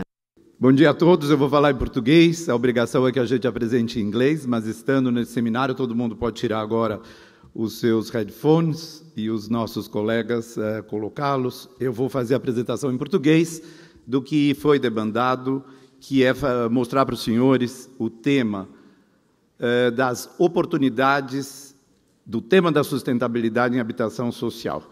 Eu vou começar, eu sei que nós estamos já adiantados na hora, eu tenho 15 minutos, é isso? E estão todos, claro, para terminar a parte da manhã. Vou fazer rapidamente, mas vou me focar nos pontos principais, que foi justamente a participação do Brasil nessa importante parceria com a UNEP-SBCI, que eu tive a oportunidade de participar nos últimos 2 anos, e quando me pediram para fazer um extrato do projeto do SUSHI, Sustainable Social Housing Initiative, eu disse que não daria para vermos se nós não analisássemos no quadro da política nacional brasileira e os desafios que estão colocados. E inicio justamente mostrando neste quadro, e todos os colegas aqui que me precederam já fartamente falaram sobre a questão, não é? Nós estamos discutindo construção sustentável, mas o problema do HIS, ou habitação de interesse social, como a gente diz no Brasil, é o pano de fundo de todos os países, inclusive daqueles mais desenvolvidos, o grande desafio. E eu diria que o problema hoje se concentra justamente naquilo que a ONU, através dos objetivos do milênio, tem mostrado, que é como desafiar o problema da habitação na subhabitação no mundo. Só retomando esses números, dos 7 bilhões de habitantes do planeta, como todos disseram, mais de 50 estão nas cidades, e aqueles que moram em favelas são 828 milhões de pessoas.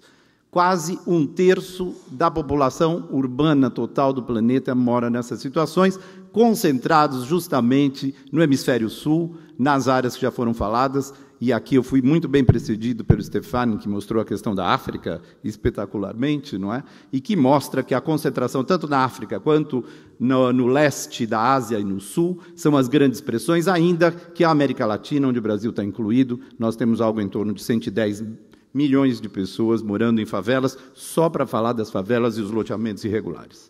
O Brasil está aqui, e eu mostrei isso muito rápido, para a gente dizer, para falar de oportunidades, temos que pensar o tamanho do problema. E o tamanho do problema é, na história, a mudança de padrão que nós estamos vivendo das políticas públicas, das políticas do setor privado e da mudança de quadro, que eu vou tentar mostrar para os senhores.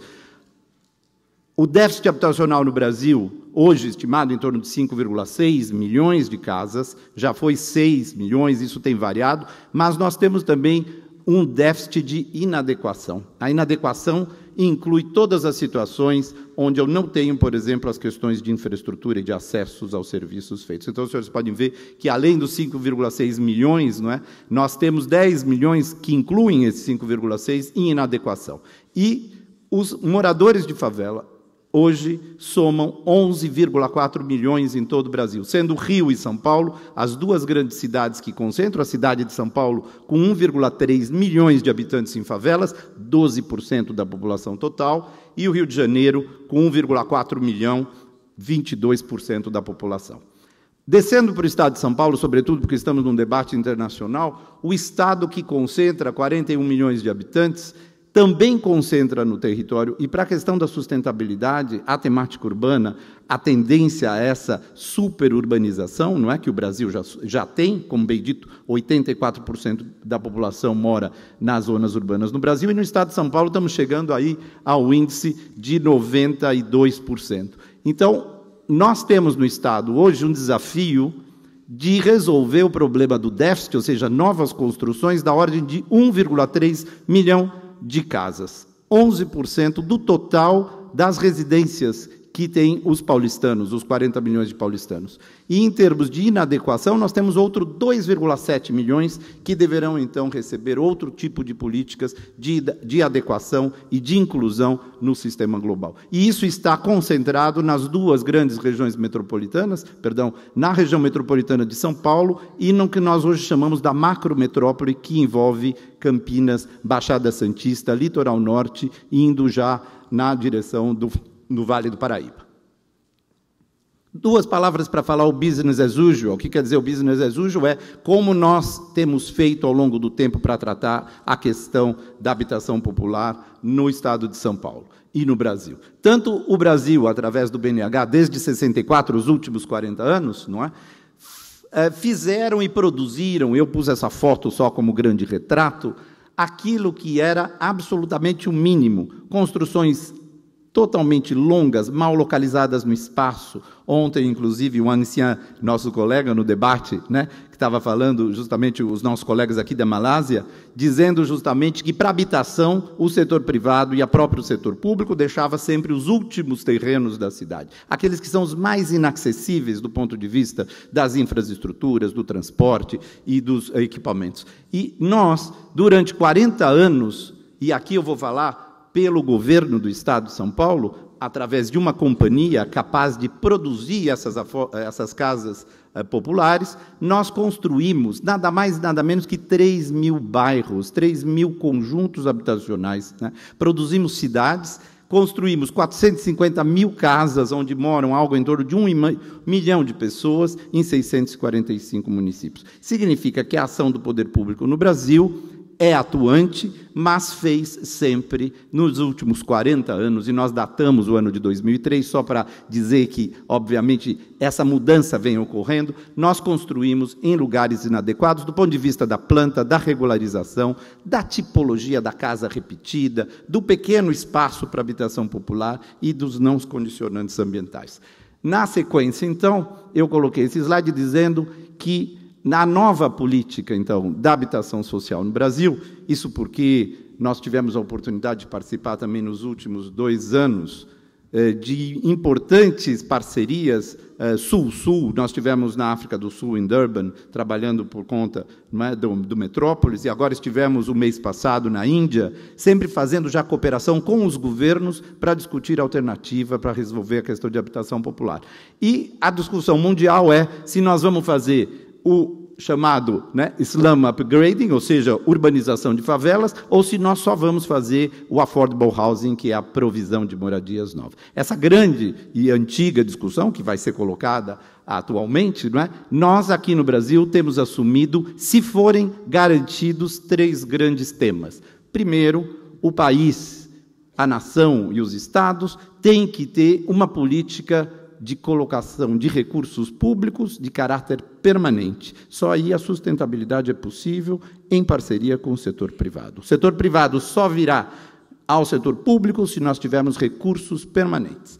O segundo é que o financiamento para aquilo que for casa popular, ele não pode ser um financiamento rígido, de caráter bancário, excludente, como bem dizia hoje de manhã o Sukedev, na questão das externalidades. Nós temos que ter um financiamento flexível para os pobres, e essa é uma engenharia complexa que nós estamos desenvolvendo no Brasil. E, por fim, reconhecer que o subsídio é absolutamente necessário para o passo de garantia de qualidade, senão nós não teremos, ao mesmo tempo, as 2 políticas para resolver no médio e longo prazo, e nós fizemos planos para, até 2023, termos condições unindo o governo central, por exemplo, que é a discussão na Índia, não é? Está tudo concentrado, bem disse aqui o Stefan. Na Índia, quem falou da Índia, falou na África e na Índia, está concentrados os recursos justamente no governo estadual e no governo federal. E nós temos que chegar no nível local. E aqui no Brasil, nós estamos conseguindo fazer uma mistura de governo dos recursos federais, dos recursos do Estado e dos municípios.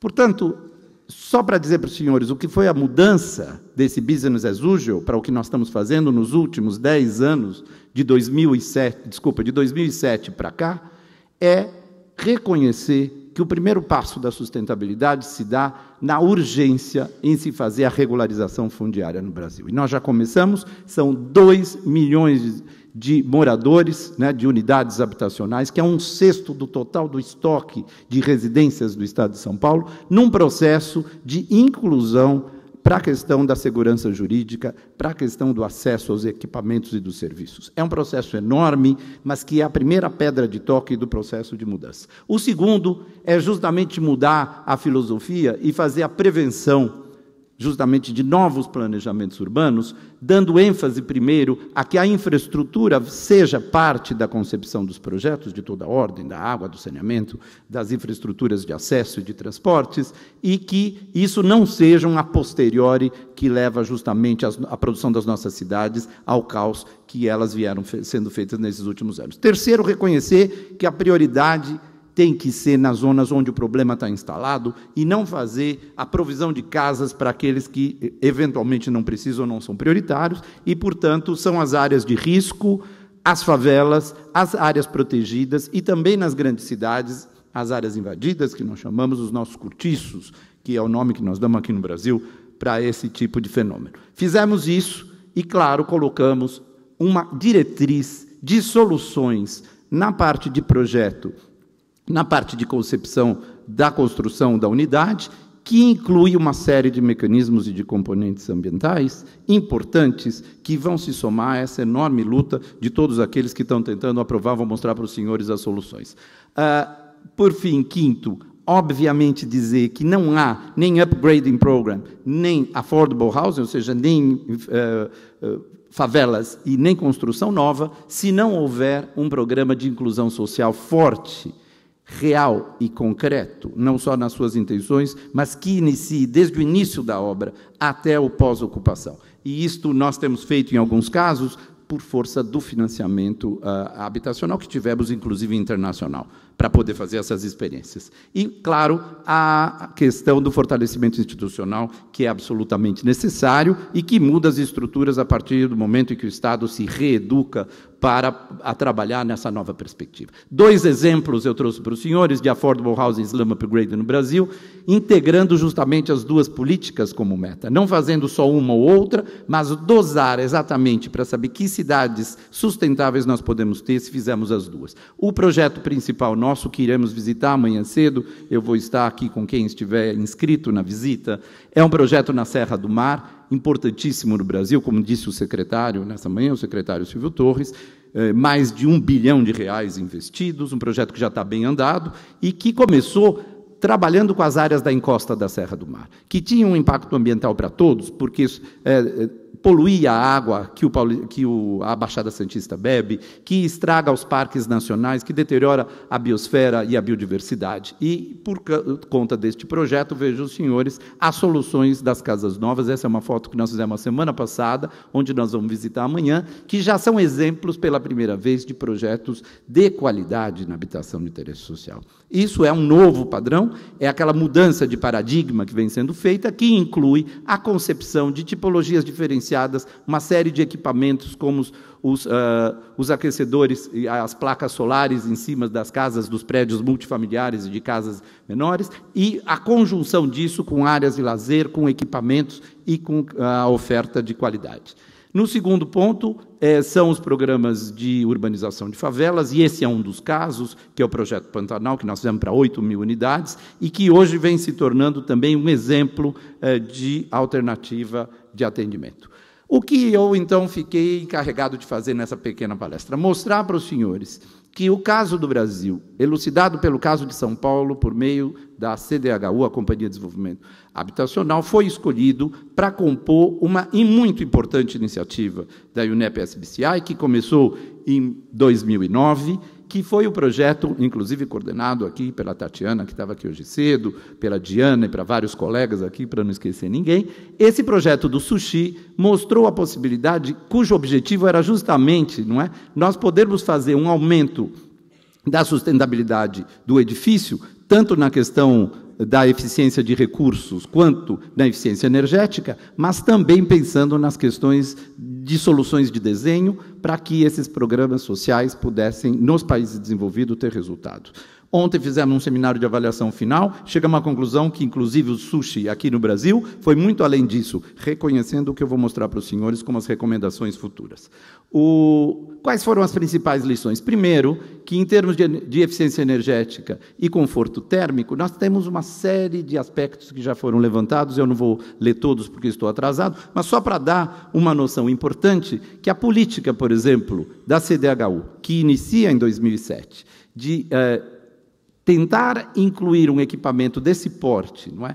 Que é justamente as placas de aquecedores solares, em todos os conjuntos habitacionais. Nós temos hoje instalados, não é mais o piloto, são 35.000 moradias no estado de São Paulo, moradias individuais e moradias multifamiliares, que já têm este equipamento de vários tipos e que, inclusive, fez com que o mercado se aquecesse para responder. No início, nós tínhamos $3.000, nós tínhamos R$3.000 por aquecedor solar e hoje nós conseguimos, diante da oferta do Estado de recursos, nós estamos conseguindo pela metade do preço, R$1.500, R$1.800 nos últimos processos licitatórios. Segunda lição é a eficiência da água e racionalização do seu uso, por exemplo, como já foi dito, a individualização da água, componentes dos prédios, alternativas de tratamento de esgoto, pavimentos permeáveis, etc., uma série série de coisas que foram diagnosticadas no sushi e que permitem hoje que a gente faça, então, uma avaliação. Terceiro, justamente relativo aos planos de urbanização e ao próprio projeto, não é? A questão da modulação do edifício, os kits hidráulicos, os sistemas construtivos, as tipologias habitacionais que mudaram, antes eram únicas e hoje são variadas, e, inclusive, colocamos nos nossos projetos o parâmetro do desenho universal. Temos uma publicação, está em nosso site, para quem se interessar, exclusiva para habitação de interesse social. A questão também das soluções bioclimáticas do paisagismo, tudo isso no item 3. E, por fim, não menos importante, ao contrário, de uma enorme importância, são os impactos socioeconômicos desses projetos, onde nós fizemos uma série de ações financiadas ao longo do tempo, permitindo que, então, a população participasse, por exemplo, do desenho das unidades e das praças, que nós tivéssemos grandes oportunidades com questões, por exemplo, de fazer a questão do lixo, fizemos usinas de reciclagem de lixo, fizemos várias áreas de jardinagem, de pomares, e fizemos também com que a participação comunitária fosse bastante grande. Eu não tenho tempo, infelizmente, de mostrar cada um dos projetos, mas eles hoje, inclusive, estivemos, na semana passada, no Banco Mundial para apresentar os nossos projetos sociais em urbanização, dada a importância deles. Por fim, as lições desse sushi no Brasil mostram exatamente o que além de nós reduzirmos, não é, as questões que estão relativas aos recursos naturais e o seu impacto na poluição, nos resíduos sólidos e nas emissões dos gases de efeito estufa, sobretudo, ela pode contribuir para 2 grandes temas que estão colocados na ONU e na reunião do Rio, que começa hoje, dos empregos verdes e também da erradicação da pobreza ou a diminuição da pobreza. Primeiro, é a óbvia e total já medida questão do aumento dos impactos na saúde da população e na educação. Nós temos alguns estudos que mostram que a criança com a casa maior, com espaço maior e melhor ventilação, ela tem melhores resultados na escola, menor taxa de evasão. Temos estudos que mostram, obviamente, taxas de morbidade relativas em relação ao melhor padrão da construção habitacional, como os senhores puderam ver. A criação de oportunidades de novos empregos verdes, o aumento de renda pela diminuição, por exemplo, do uso da água e das contas de luz. Nós tivemos, em média, 30% da diminuição das contas de luz depois de utilizarmos a eficiência energética dos painéis, isso vem sendo tentado ver, a criação de oportunidades, o treinamento da força de trabalho, como foi dito aqui pelo colega, e, sobretudo, um tema social dos mais importantes no Brasil é a questão da redução da violência e da insegurança jurídica da terra. Eu vou mostrar para os senhores só essa tabela, é um estudo pela primeira vez que nós estamos mostrando ao público, onde naquela favela que eu mostrei da União de Vila Nova, em 2000 havia 22 domicílios por ano na favela, e depois de todos os trabalhos de construção, reconstrução e urbanização, a partir de 2007, nós registramos, nesses 2 anos, 0 índice de homicídio e também uma queda bastante grande nos roubos. Esse dado da violência legado, mostrado em cima de trabalhos de grande porte, são de enorme evidência do que seria a inclusão nesse processo. As recomendações que o Sushi fez estão aqui, eu não tenho mais tempo, infelizmente, nós estamos muito tarde, mas nós queremos expandir o Sushi para além do edifício, para além das soluções do prédio, para aquelas que são do bairro e do planejamento da cidade. Foi muito dito aqui por todos, e eu reforço a questão do transporte público como sendo talvez uma das mais importantes relações entre essa questão. Medir, reportar e validar é o caminho que nós temos que fazer no Sushi 2. Nós temos que pegar tudo isso que foi levantado no estado da arte e fazer isso de forma integrada, e precisamos de parceiros, porque os senhores sabem que não há um financiamento para fazer esse tipo de monitoramento. É o que nós, inclusive por meio do Sushi, estamos tentando buscar, Mr. Robala sabe disso. Vamos promover novas tecnologias, mas temos que normalizá-las. O colega aqui, César, falou exatamente disso agora. Temos que fazer as análises de custo-benefício e de ciclo de vida do prédio e seus impactos, incluindo e adotando a ideia de que nós temos que aumentar a escala. Aumentado a escala, nós vamos reduzir custos. E, por fim, após ocupação, nós não fizemos e temos que fazer, temos que ver agora como que o prédio e esses novos conjuntos vão se comportar e, sobretudo, investir no fortalecimento institucional. Era nesse sentido que eu fiz, desculpa a rapidez e falar tão rápido em português, não sei se os tradutores conseguiram, mas a mensagem mais importante do sushi é aquilo, permita, Mr. Robala, usar a sua expressão, é despertar os gigantes adormecidos. No caso do Brasil, no caso dos países da América Latina, o gigante adormecido ocorre a partir do momento que nós temos recursos em volumes enormes, tanto do governo federal como dos governos do Estado, para enfrentar um desafio desse tamanho. Nós vamos mexer nas cidades, né? Despertar esses gigantes significa não deixá-los continuar insustentável, como era o modelo que nós fazíamos há 10 anos atrás. Era isso, muito obrigado.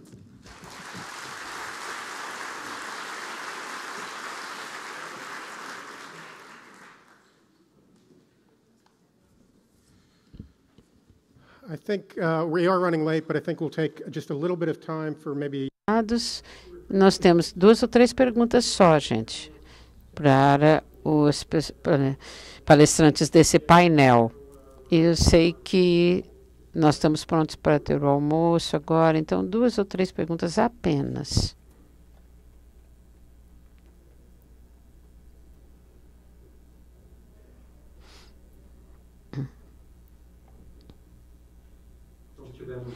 If you have any... Por favor, se identifique.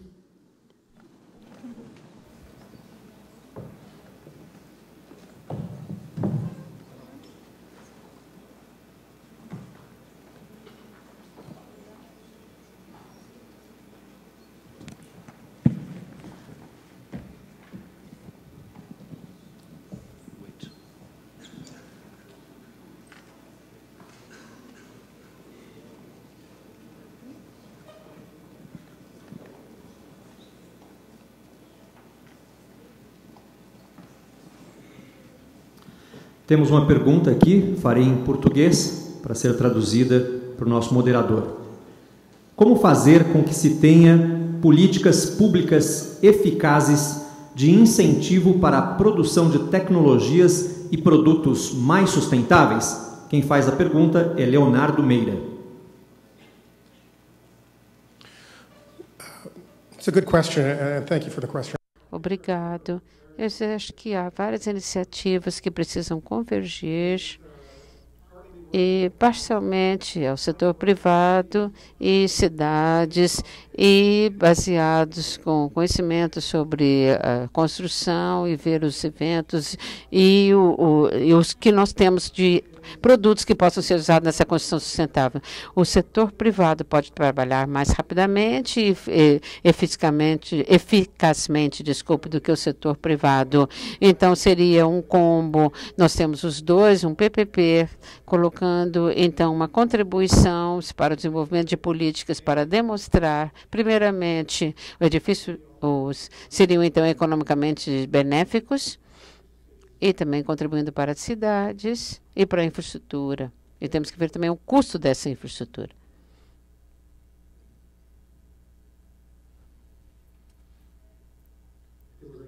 We have another question.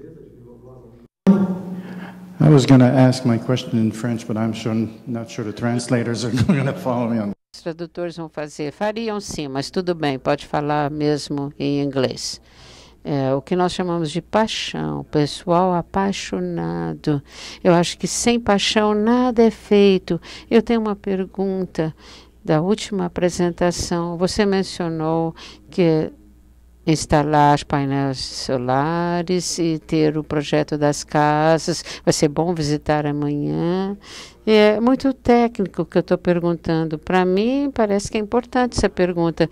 Então, os painéis solares são usados, mas eles são caros. Digamos, se você caiu o preço para metade, eu acho que isso, em números, não é questão de ser caro. Como é que você pega esse preço tão baixo? Você desenvolveu aqui localmente companhias brasileiras para produzir, então, placas solares que são mais baratas, porque o que me aflige muito. Eu vi na Flórida, no sul da Flórida, eu não vi nenhum, e isso você coloca aqui como exemplo. Então, como é que vocês estão conseguindo? Vocês estão colocando esse negócio de painéis solares e energia gratuita, nesse caso? Como é que vocês estão conseguindo? Ok. O início desse processo começou com muito poucas empresas que tinham condição de oferecer esse equipamento. Rapidamente, nós normalizamos, em termos nacionais, as empresas que estavam habilitadas, e agora, inclusive, estamos pensando em habilitar mais empresas internacionais. Havia uma série de ofertas, inclusive de empresas internacionais, que não tinham passado pela rede de normalização interna. Em termos de política de aumento de custo da unidade, porque isso foi colocado por vários debatedores, nós sabemos que a habitação popular tem um limite, né, do seu custo. Quando o indicador entrou, nós tínhamos justamente o efeito de trabalhar com a parceria das empresas de energia, que tinham justamente têm a obrigação de aplicar em recursos de eficiência energética. Então, a maior parte dos nossos equipamentos foram oferecidos a custo zero, na sua primeira parte, pelas empresas de energia que prestam serviço. Então, entrou na conta das energias. E, na sequência, nós estamos abrindo para os demais conjuntos, e estamos testando ainda, estamos numa fase de teste, trabalhando com esse mercado que nos parece bastante competitivo e importante. Teremos que fazer, obviamente, o estudo de manutenção, porque a questão dos painéis solares certamente implica no uso e na manutenção desses novos moradores que não conhecem essa tecnologia e têm que fazer as suas fases de adaptação. Só rapidamente. Ok, temos então aqui por escrito as duas últimas perguntas em função do adiantado do nosso tempo. Ok? A próxima pergunta é dirigida a Anne-Claire. O programa Grenelle foi elaborado em 2007 e depende de uma participação do governo, subsídios e redução de impostos. Com a crise econômica que a Europa vive, quais as alterações do programa? Os prazos foram alterados?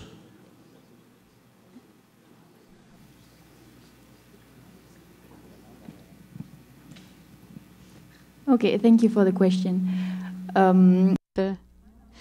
Que eu saiba, esse programa foi entre 2007 e 2012, vai terminar em julho desse ano e os resultados serão publicados em breve. E esse orçamento exato eu não sei, mas os números que eu mostrei na minha apresentação, os incentivos fiscais que estão já colocados, estes são prioridades para o governo, para dar para essa construção sustentável, financiamento.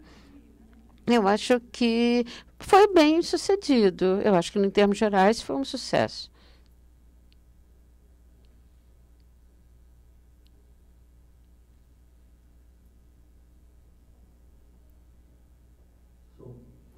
Ok. Última pergunta, como fala aqui do México, imaginamos que seja dirigida ao César. Em São Paulo, grandes construções demandam demolições. Como o México vê esses rejeitos? Se existe alguma política para o reaproveitamento destes rejeitos? Yes, in Mexico, especially in the larger cities, there are new companies offering recycling service much after the increasing requirements and prices, of course, of solid waste disposal.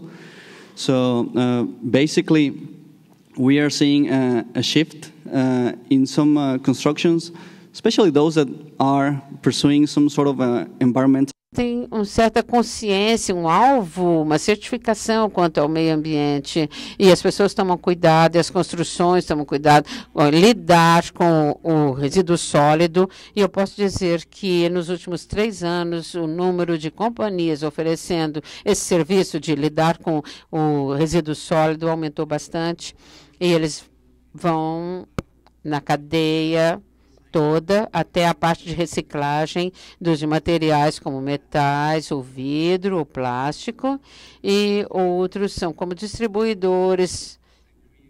Cria-se, então, um pós-consumo, materiais para construção, e, nesse caso, esse mercado está acordando e vendo essa oportunidade. A mesma coisa está acontecendo com os painéis térmicos solares também. Existe esse requisito ali no México, desculpe, para ter terço da economia sendo totalmente solar, um terço sendo solar. São iniciativas também para tetos verdes nos edifícios. Isso às vezes é obrigatório em certas regiões. E, digamos, é uma elite do mercado que está criando uma nova dinâmica por si. E nós temos, então, mais fabricantes de painéis solares e nós temos mais fornecedores de tetos verdes. Você vê, foi feito benefício, novas oportunidades de trabalhos e de mercado também como um todo. Muito obrigada.